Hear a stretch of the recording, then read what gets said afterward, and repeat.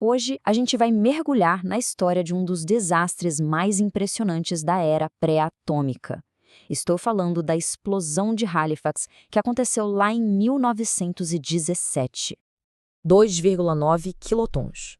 Guarda bem esse número porque ele é a chave de tudo.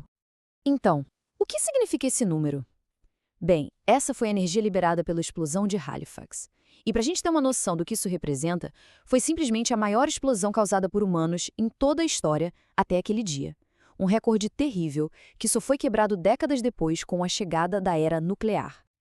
Ok, vamos para o cenário dessa tragédia. A gente está no porto de Halifax, no Canadá. É dia 6 de dezembro de 1917. E tudo, absolutamente tudo, começou com uma colisão entre dois navios. De um lado, o SS Mont Blanc, um navio de carga francês que, olha, não estava vazio, estava lotado de explosivos. E do outro, um navio norueguês, o SS Imo. Pois é, antes do estrondo, antes da explosão, essa história toda começa de um jeito bem mais silencioso, com a carga secreta e super perigosa de um navio. E esse navio era o tal do SS Mont Blanc. A missão dele era crucial. Pensa bem, a gente está no meio da Primeira Guerra Mundial. Ele estava levando um verdadeiro arsenal de Nova York até a França para ajudar no esforço de guerra. Mas o que exatamente tinha nesse navio? Olha, era literalmente uma receita para o desastre. Uma mistura absurdamente volátil de ácido pícrico, que é ainda mais potente que o TNT, o próprio TNT, benzol, que é um combustível, e trinitrocelulose. A gente está falando de milhares de quilos de explosivos. Esse navio era, sem exagero nenhum, uma bomba flutuante. E toda bomba precisa de um gatilho, certo? O gatilho para essa bomba flutuante estava prestes a ser acionado bem ali, no Estreito do Porto, um lugar conhecido como The Narrows. O que aconteceu foi uma sequência de pequenos erros, de má sorte, que juntos levaram a uma catástrofe que ninguém mesmo podia imaginar. E aqui estão os dois protagonistas dessa história. De um lado, o Mont Blanc, a nossa bomba flutuante, tentando entrar no porto. Do outro, o navio Imo, tentando sair. O caminho dele estava prestes a se cruzar de um jeito fatal. Foi tipo um efeito dominó de erros. Primeiro, os dois navios estavam atrasados. Segundo, o Imo, para desviar de outros barcos, acabou entrando no canal errado, na contramão, basicamente. E aí, claro, o Mont Blanc e o Imo se encontram frente a frente. Começa aquela confusão de quem tem a preferência, ninguém cede a tempo, e o resultado, a batida. O Imo bate no Mont Blanc, a colisão gera faíscas, e essas faíscas foram o gatilho. Elas encontraram o vapor de benzol que estava vazando no convés, e pronto, o fogo começou. Imagina o pânico. Fogo num navio lotado de explosivos. O capitão do Mont Blanc sabia exatamente o que ia acontecer. Ele não pensou duas vezes, ordenou para todo mundo abandonar o navio, na mesma hora. A tripulação não correu porque achava que ia explodir. Eles correram porque tinham certeza. E então, às 9h04 daquela manhã, o inevitável aconteceu. A carga do Mont Blanc detonou. E num piscar de olhos, a cidade de Halifax foi devastada.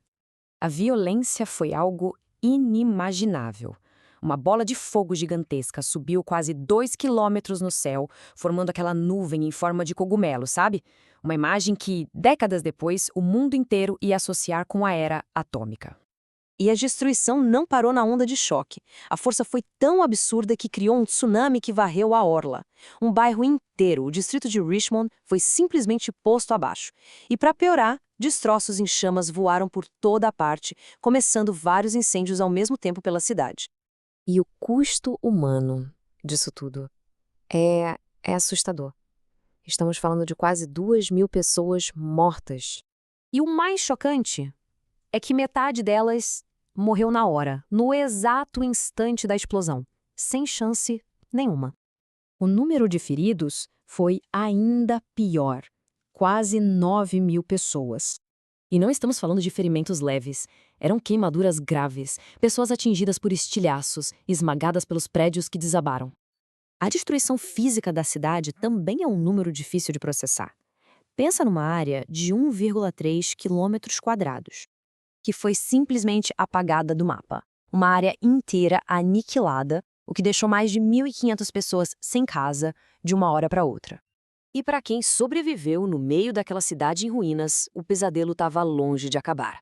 Na verdade, a luta pela sobrevivência só estava começando, e um novo e terrível desafio estava a caminho.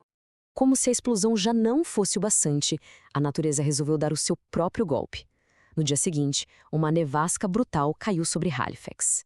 A neve cobriu os escombros, o que tornou o trabalho de resgate quase impossível e aumentou ainda mais o sofrimento de quem estava ferido e desabrigado. No fim das contas, os números contam essa história terrível.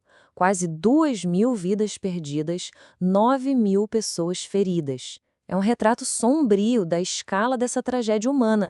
E a história da explosão de Halifax deixa a gente com uma pergunta meio incômoda, né?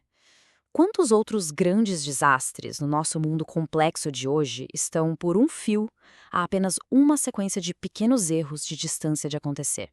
Fica aí a reflexão sobre a fragilidade dos sistemas que a gente mesmo cria.